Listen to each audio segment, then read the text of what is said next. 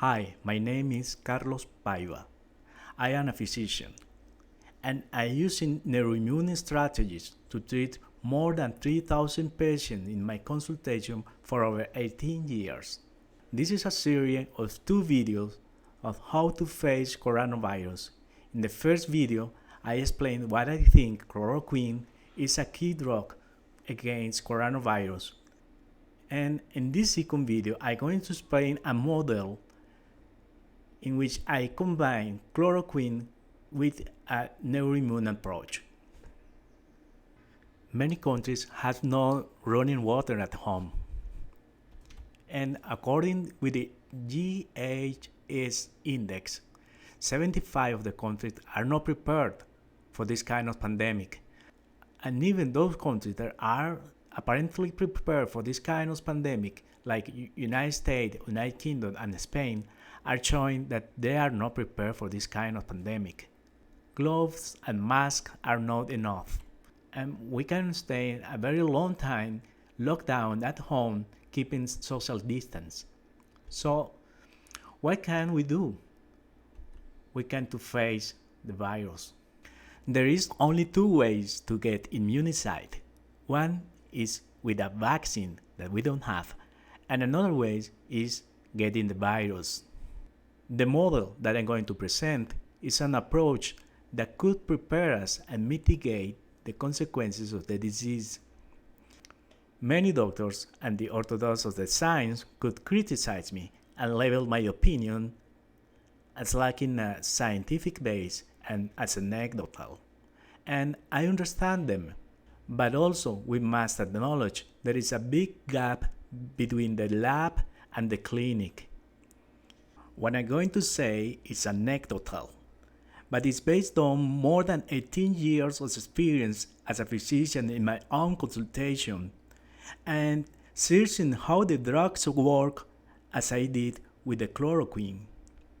I want to share my experience with the model that I follow with flu and common cold, most of them caused by influenza and stationary coronavirus.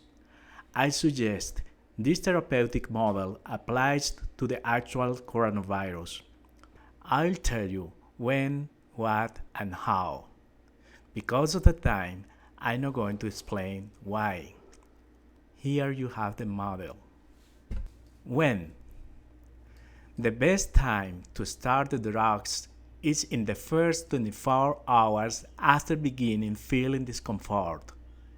As earlier the patient began the drugs, the better are the results. This is very important. What? Rather than monotherapy, polytherapy is the best option. A very important key of the polytherapy is the neuroimmune approach. The neuroimmune aim is to enhance the Th1 response. If you want to know more, check this book out. The drugs that are used are maproteline, which inhibits neuronal norepinephrine reuptake, amitriptyline, which inhibits neuronal norepinephrine and serotonin reuptake. And in my opinion, I think berberine and amantadine help in this response. The second part of the polytherapy is against the virus. I suggest there could be more than one virus. And chloroquine is the key drug in this item. Amantadine and berberine are efficient drugs against influenza. Although they do not work against coronavirus, anyway, I will use them. I suggest that in not mild cases, intramuscular chloroquine and low doses of chloroquine by inhalation must be taken into account. The third part of the polytherapy is against the symptoms.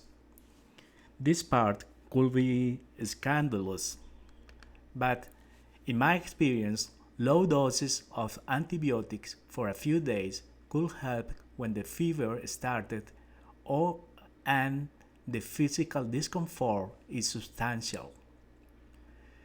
Paracetamol is not anti-inflammatory, but it's useful.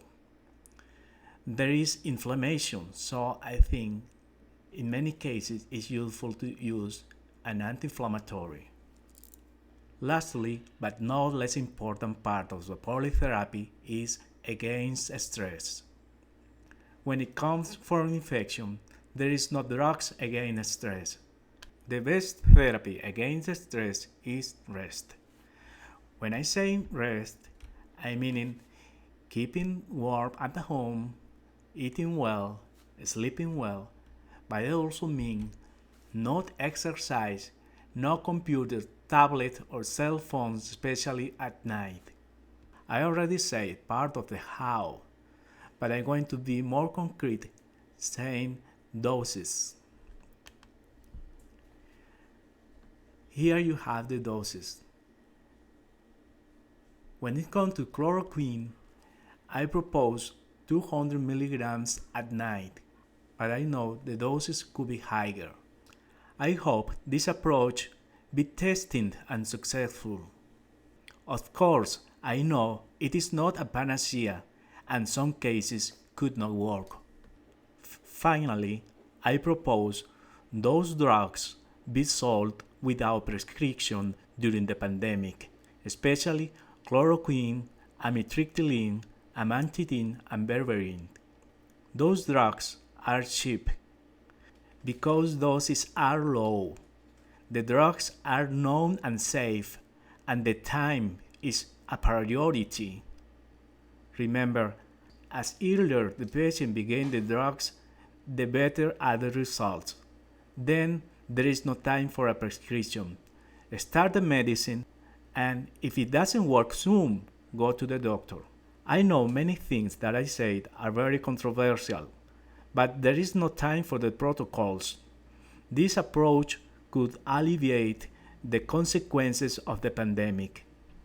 I hope this message can reach to many persons, especially those people who are taking crucial decisions in our society in this difficult time.